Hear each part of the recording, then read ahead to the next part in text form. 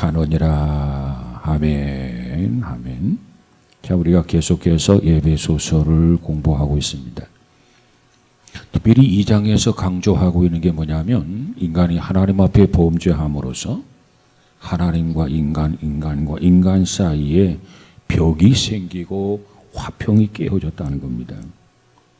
그래서 하나님께서 다시 화평을 위해서 누구를 보내주느냐? 예수 그리스도를 보내주셔서 예수 그리스도를 화목제물로 삼아서 하나님과 우리 사이, 인간과 인간 사이를 서로 화평하게 하셨다는 겁니다.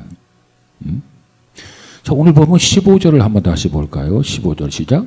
법조문으로 된 계명의 율법을 폐하셨으니 이는 이 둘로 자기 안에서 한 세 사람을 지어 화평하게 하시고 그리스도를 통해서 우리가 모두 하나 되게 하셨다. 그렇기 때문에 18절 19절 보십시다. 시작. 이는 그로 말미암아 우리 몸이 한 성령 안에서 아버지께 나아감을 얻게 하려 하심이라.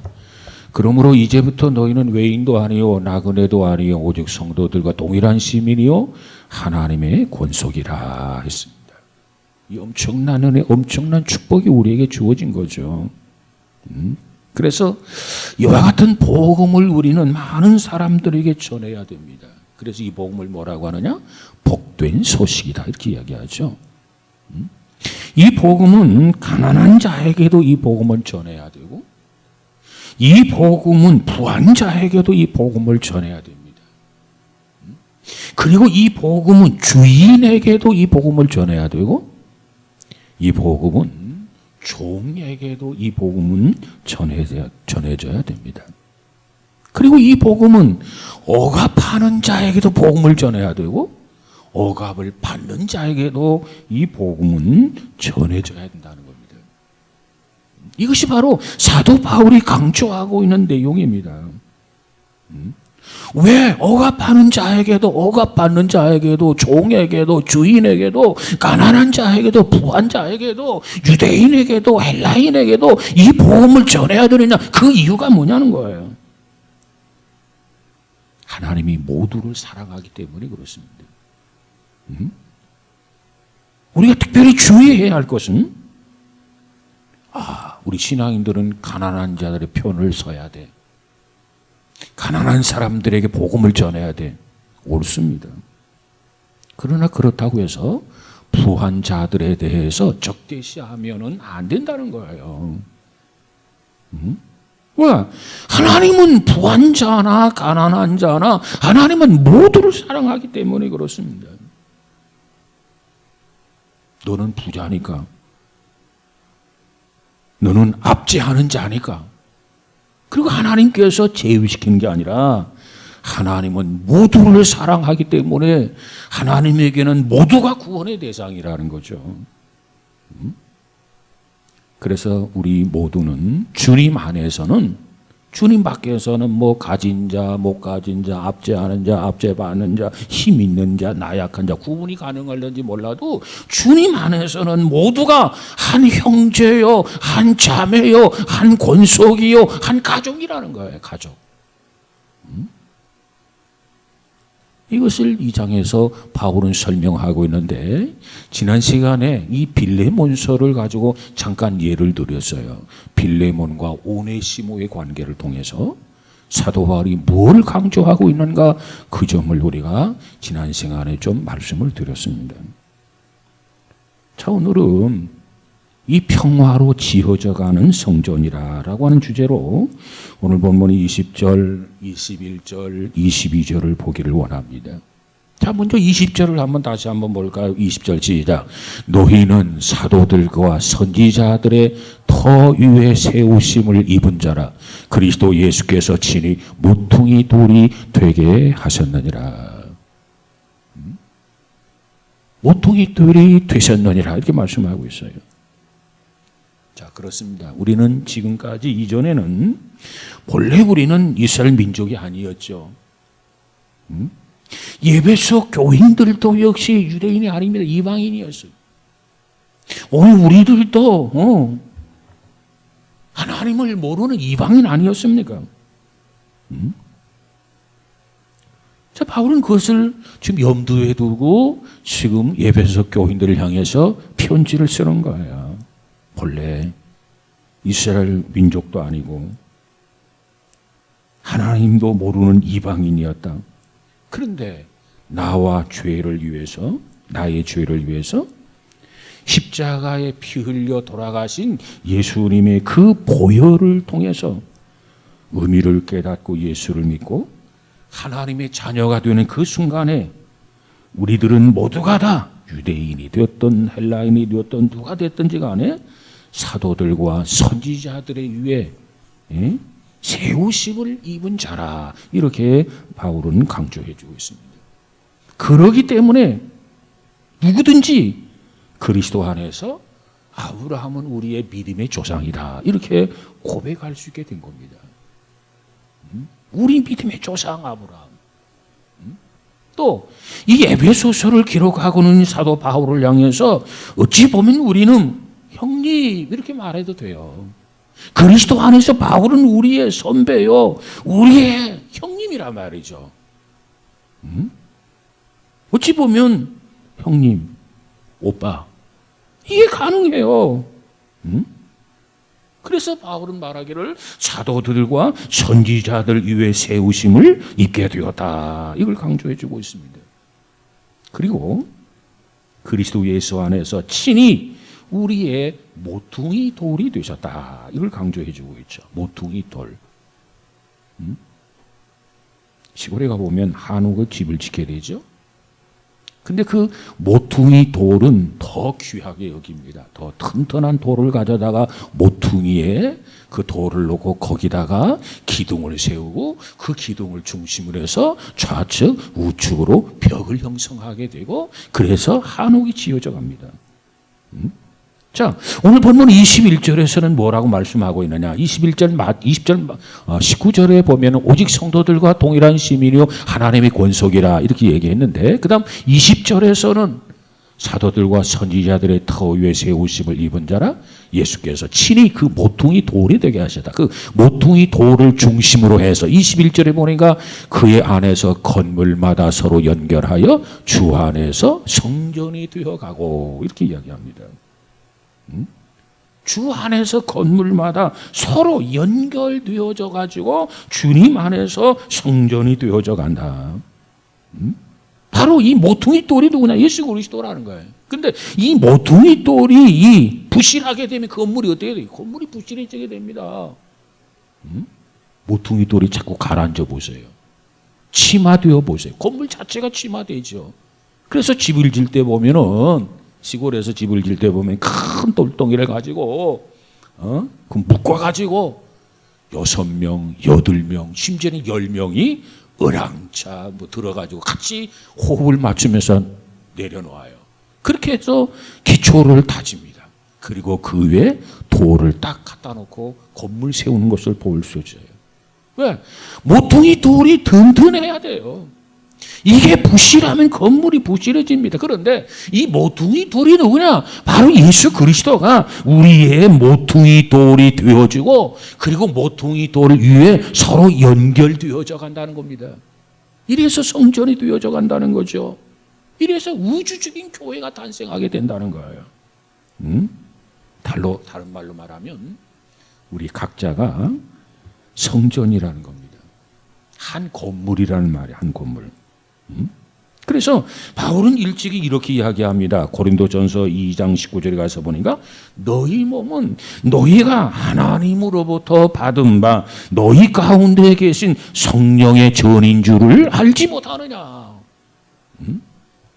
우리가 죄를 회개하고 믿음으로 예수 그리스도를 구주와 주님으로 영접을 하게 되면 우리 안에는 영광스러운 하나님의 성령이 우리 안에 거하게 된다는 거예요. 그래서 우리의 몸은 성전이라는 겁니다. 성전. 여러분 각자 우리 안에 예수 그리스도를 영접했다면 여러분의 몸은 성전이라는 겁니다. 성전. 그런데 이 성전은 두 가지 종류가 있다고 볼 수 있어요. 하나는 우주적인 성전이고 하나는 작은 스몰 사이즈의 성전이다. 근데 성령이 우리 안에 계심으로 우리가 성전이 되어져 가는 것은 이 작은 성전, 스몰 사이즈의 성전을 말합니다. 그러나 이 작은 성전이지만 여기서 중요한 것은 우리 모두가 결코 외롭게 떨어져 있는 섬이 아니라는 거예요. 섬이 아니야. 외롭게 동떨어져 있는 섬이 아니라는 겁니다. 작은 성전이지만 우리는 떨어져 있는 섬이 아니라 서로 연결되어져 있다는 거예요. 이걸 강조해 주고 있습니다. 내 안에 계신 예수님 때문에,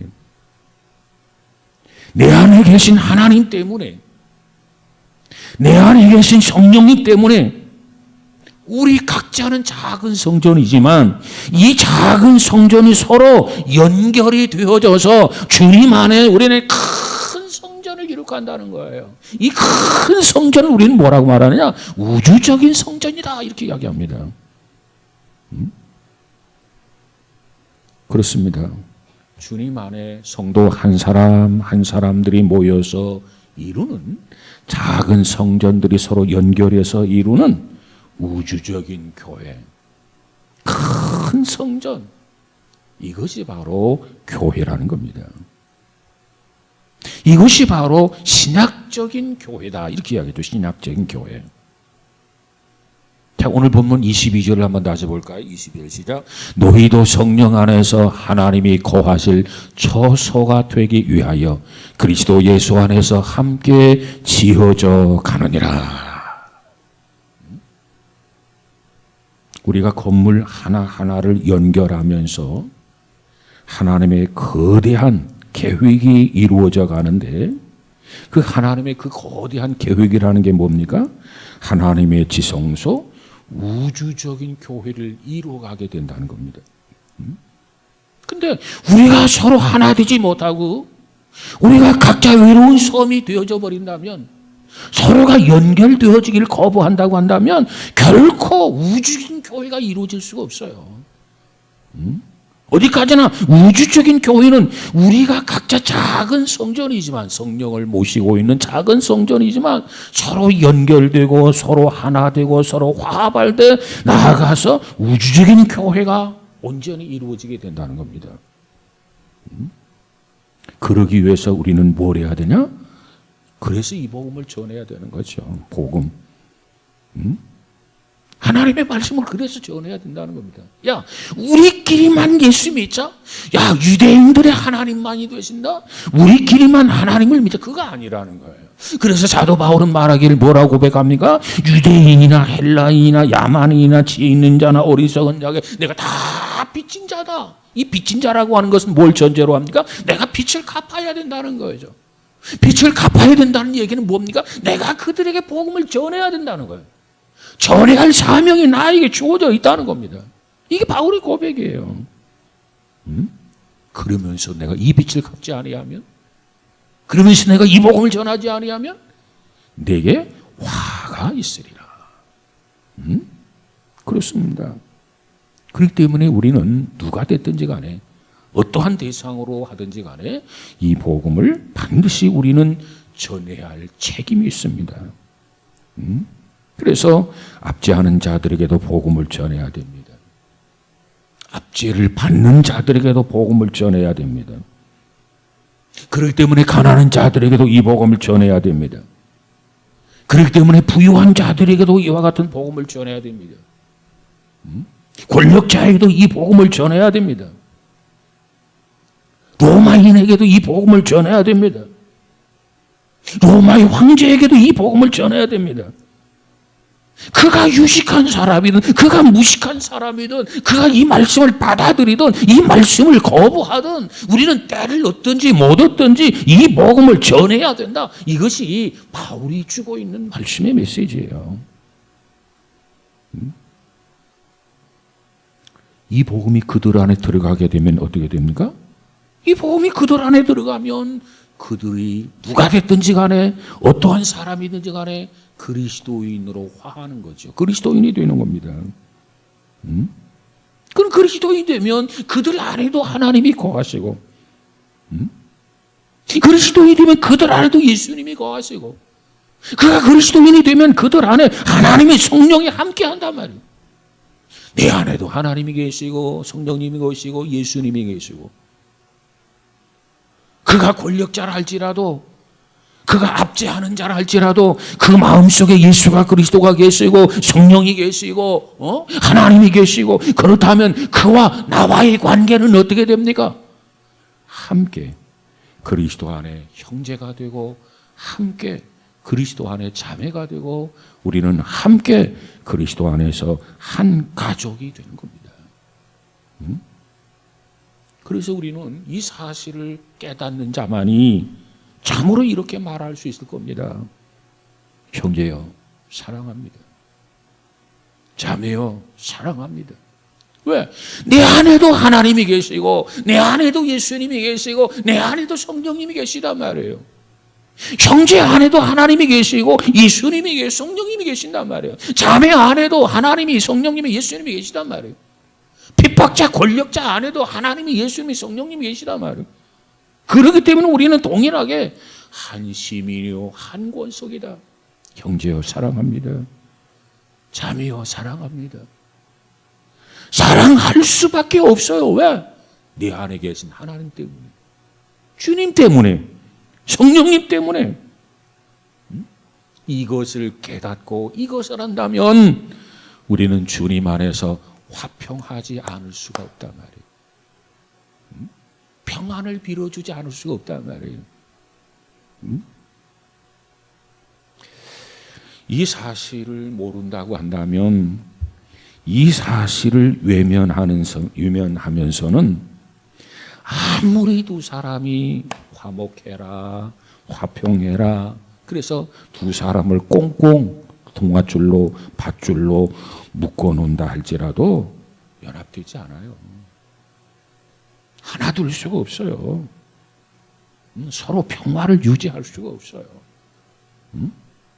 여러분, 정치적으로 서로 평화를 연결시킨다고 한다 할지라도 그건 일시적인 평화에 불과합니다.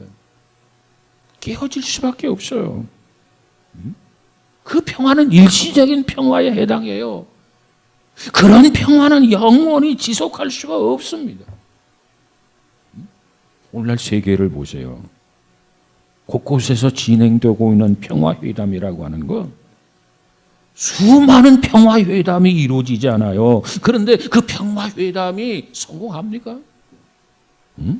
성공하지 못해요.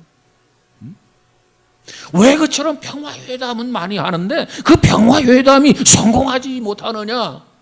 그 이유는 한 가지예요. 깨어질 수밖에 없단 말이에요. 하나가 될 수가 없다는 거예요. 정말 하나가 되려면 뿌리가 같아야 돼요. 나도 하나님이 계시고, 내 안에도 하나님이 계시고, 내 안에 예수님이 계시고, 내 안에도 예수님이 계시고, 내 안에도 성령님이 계시고, 내 안에도 성령님이 계시고, 나도 하나님의 지배와 통제를 받고 살아가고, 내 뜻대로 주장하고 내 뜻대로 고집을 세우다가 이놈아 그러면 알았습니다 하나님, 자신을 쳐서 복종시키고 상대의 마음속에도 자기 생각대로 자기 의사대로 뭔가 하고 싶은데 하나님이 내 이놈 그러면 예, 하나님 앞에 순종하게 되고, 그렇다면 자연적으로 내 생각과 상대의 생각이 초점이 맞아지는 것 아니겠습니까? 오늘날 이 교회들이 많은데 이 교회들 중에 특색이 있다는 거예요. 어느 교회는 분란이 많아요. 막 싸워요. 근데 어떤 교회는 평화로워요. 싸움이라는 걸 몰라요. 혈기를 부릴지도 몰라요. 그 차이가 어디서부터 나올까?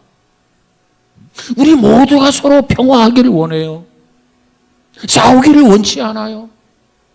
분란을 원치 않아요. 그런데 어떤 교회는 왜 평화로운 교회가 되고 어떤 교회는 이 분란을 일삼는 그런 교회가 되느냐는 겁니다. 그 이유가 어디 있다고 생각합니까? 똑같은 교회인데, 똑같이 십자가를 걸어놓고 특별히 똑같은 찬송가를 부르고 똑같이 하나님의 말씀을 보고 똑같이 하나님의 이름으로 예수님의 이름으로 기도하는데 아니 어떤 교회는 왜 분란이 일어나고 어떤 교회는 평화로운 교회가 되느냐 말이에요. 그 이유가 도대체 어디 있느냐?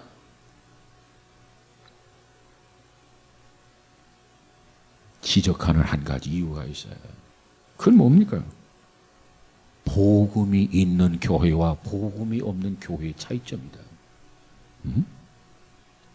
이 복음을 강조하는 교회, 내 안에 예수님이 계십니다. 형제 안에도 예수님이 계시길 원합니다. 내 안에도 성령님이 계십니다. 형제 안에도 성령님이 계시길 원합니다. 이래서 형제와 내가 복음 안에서 하나가 되면 우리 똑같이 하나님의 지배를 받는단 말이에요. 똑같이 성령의 지배를 받는단 말이에요. 똑같이 예수님께서 주인 역할을 한단 말이에요. 그러면 교회가 분란이 일어날 수가 없다는 거예요. 서로 모자라지만, 서로 부족하지만, 어떤 면에서 협조하지 못하지만 서로 하나가 되고 서로 화평할 수가 있다는 겁니다. 그러므로 이렇게 주장합니다. 그 교회가 복음이 진하게 원색적으로 강조되어 있는 교회라면 분란이 있을 수 없다. 다시 말씀드립니다. 이 복음이 진하게 원색적으로 강조되고 있는 교회라고 한다면 결코 그 교회는 분란이 일어날 수 없다는 거예요. 복음이 덮여져 있어요. 자기 주장만 내세워요.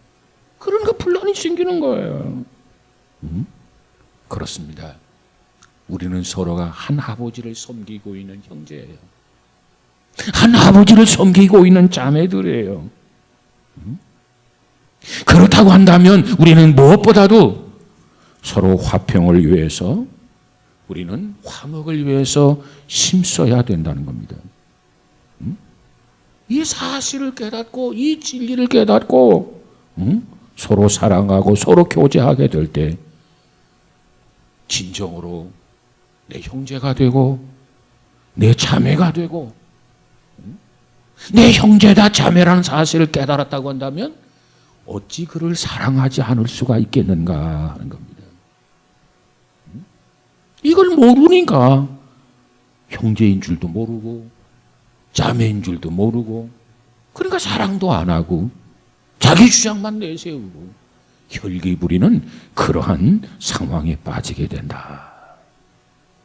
그러므로 우리는 복음이 우리를 하나 되게 하는 것이다. 복음.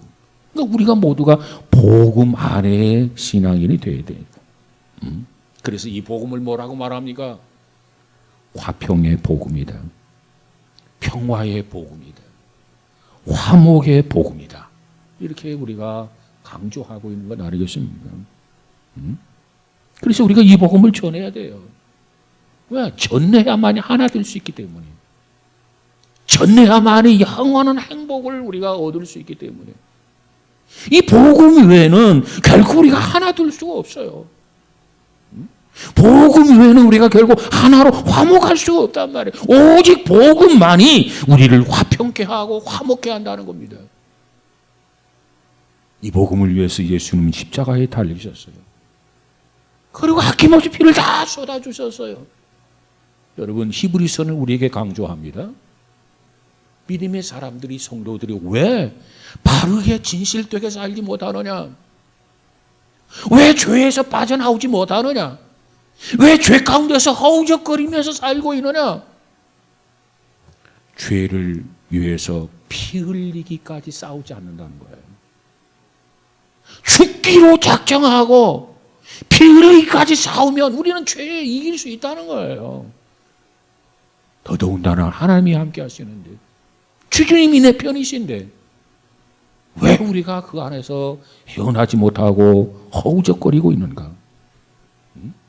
내가 그리스도 안에서 하나님과 화목하고, 내가 그리스도 안에서 이웃과 화목하고, 만나는 형제마다 화목하고, 모든 사람들을 화목해 하는 이 복음을 정말 안다면, 정말 깨달았다면 왜 아직도 깨닫지 못하는 이웃들에게 이 복음을 전하지 않는가? 이 복음의 역사가 무언가를 안다고 한다면 우리는 연료를 젖혀놓고 이 복음을 전해야 되는 것 아니겠는가? 그래서 바울은 상대가 듣든지 아니 듣든지 나는 이 복음을 전한다. 미친 소리를 들어가면서라도 그래 나와 같이 너희들이 미치기를 원한다 하면서 바울은 이 복음을 전하는 모습을 우리가 보게 됩니다. 여러분, 우리는 어떻게 해서든지 최선을 다해서 이 복음을 전함으로 해서 이 복음 안에서 서로 평화, 화목, 화평케 되어지는 역사가 있어지기를 주님의 이름으로 축복합니다. 그래야 진정한 형제가 되고, 그래야 진정한 자매가 되고, 그래야 진정한 가족이 되는 것 아니겠습니까? 이 사실을 감동적으로 받아들였던 한 사람이 있었어요. 이 에베소서를 쭉 보면서 공부하다가 은혜를 받았어요. 그가 누구냐면 구춘서 교수라고 하는 분인데, 이분은 장신대 총장으로 있는 분입니다. 그분이 어느 날 이 말씀을 통해서 그래, 그렇다면 내가 이 복음 안에서 하나님과 화목하게 되고 화평하게 되고, 내가 이웃과 무너진 담들을 무너뜨리고 하나가 되었는데 어떻게 하면 이 복음을 효과적으로 전할 수 있을까? 그런 고민 속에서 간증하는 그런 내용을 제가 보았습니다. 이 구춘서 교수의 간증인데 잘 들어보세요. 구춘서 교수의 아버지는 목사님이셨습니다.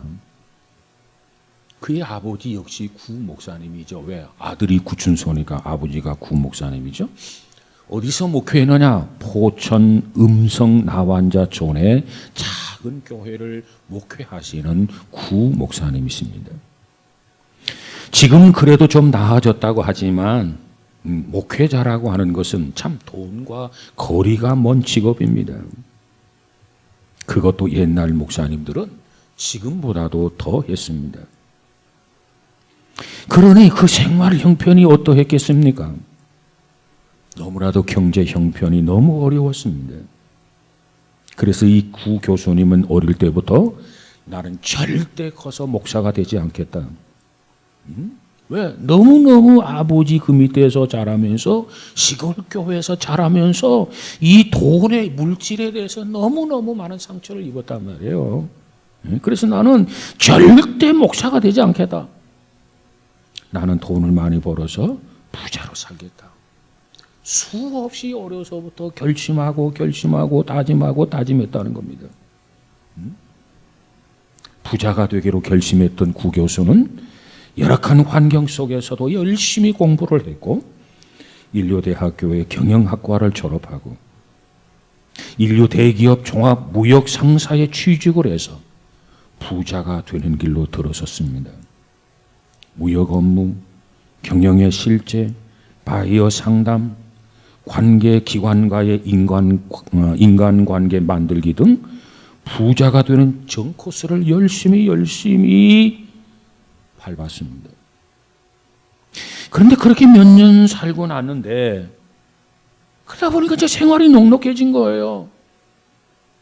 이제 풍성해진 거예요. 그런데 이상하게도 자기 마음이 묘하게 조금씩 변하기 시작하더라는 겁니다. 지금까지는 부자의 삶을 동경했어요. 나는 아버지와 같이 절대 가난한 목사가 되지 않겠다. 나는 돈을 많이 벌겠다. 그런데 생활도 녹록해지고 이제 물질도 풍요로워지고, 근데 마음이 묘하게 바꿔지기 시작하는데, 변하기 시작하는데 부자의 삶보다는 가난한 목사 아버지의 삶이 더 의미 있게 보여지더라는 거예요.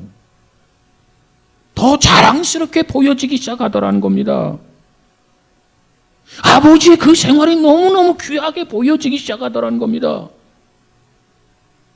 그래서 이 구 교수님은 고민하기 시작했다고 그래요. 갈등하기를 시작했다고 하는 겁니다. 아버지 어머니는 아버지 뒤를 이어서 내가 목사 되기를 원했는데 목사들하고 기도했는데 나는 가난이 싫어서, 이 궁핍이라고 하는 것이 싫어서 이와 같이 인류대학 경영학과를 나오고 인류대기업 종합무역상사에 취직을 해서 이제는 남부럽지 않게 살아가고 있는데 고민과 갈등 속에서 기도하기 시작했어요. 그리고 뒤늦게 이제라도 효과적으로 이 복음을 전하기 위한 방법으로 어머니, 아버지가 기도한 그대로 목사의 길을 가기로 결심하게 됩니다.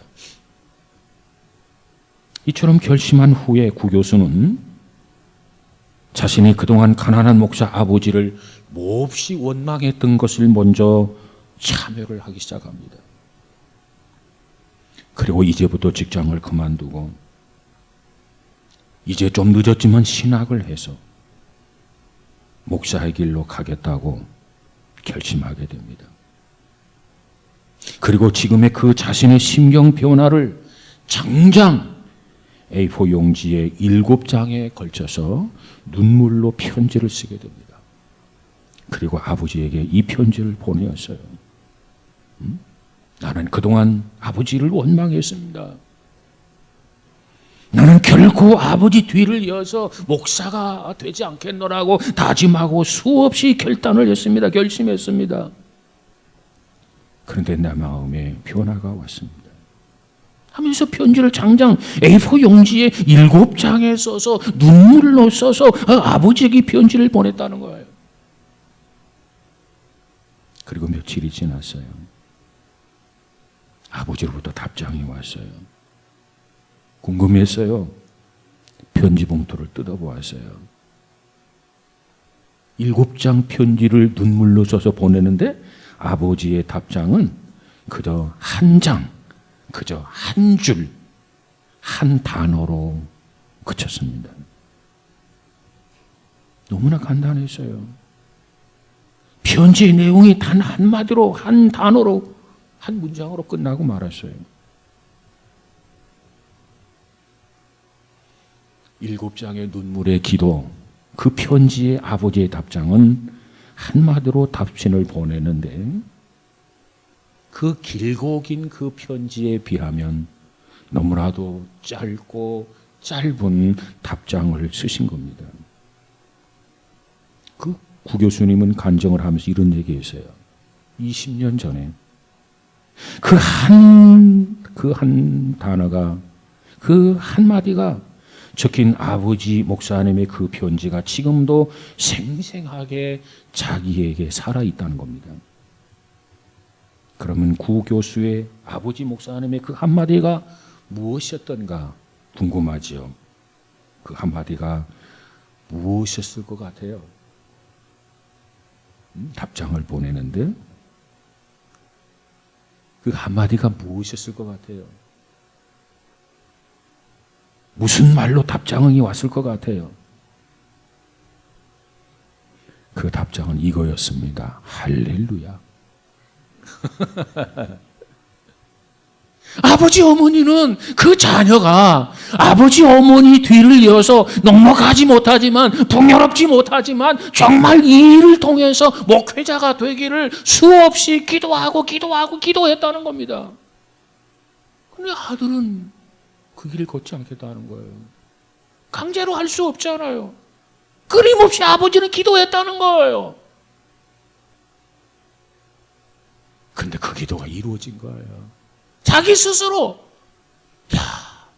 돈 많이 먹고 돈 많이 벌고 풍요롭게 생활하고 이것보다는 정말 영혼을 위해서 사는 것, 정말 이 목사의 삶이 정말 의미가 있고 보람 있어 보이고 정말 하나님을 위해서 이렇게 살아야겠다. 마음이 스스로 마음을 고쳐먹고 목사가 됐다가 하니까 그 아버지가, 그 어머니가 얼마나 기뻤겠습니까? 그 순간이 곧 그 어머니 아버지의 기도가 응답되는 순간 아니었겠습니까? 그래서 그는 신학을 하고 신학교 교수가 되고 장신대학의 총장으로까지 이렇게 하나님께서 들어서 주셨노라고 하는 그런 간증이었습니다. 할렐루야. 그래요. 우리는 이러한 면이 있기 때문에 하나님 앞에 기도하는 거 아니겠습니까?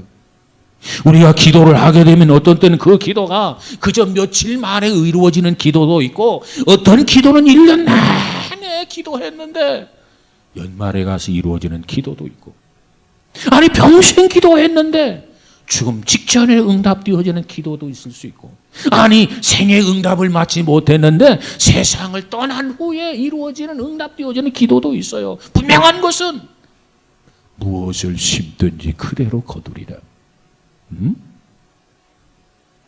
그래서 우리가 기도에 묘미가 있는 거예요.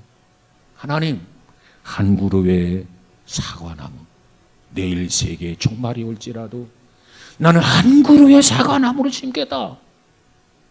내 생에 사과의 열매를 따면 얼마나 좋겠습니까? 그런데 내 생의 삶에 사과의 열매를 맺지 못한다면, 따지 못한다면 내 자녀들 자자손손이 사과를 딸 거 아니겠어요? 그러한 믿음을 가지시고 우리는 선한 것을 많이 심고, 그 중에서도 무엇보다도 우리는 이 복음을 전해야 된다는 거예요. 이 복음을 심어야 된다는 겁니다. 왜? 복음이 없이는 통일될 수가 없어요.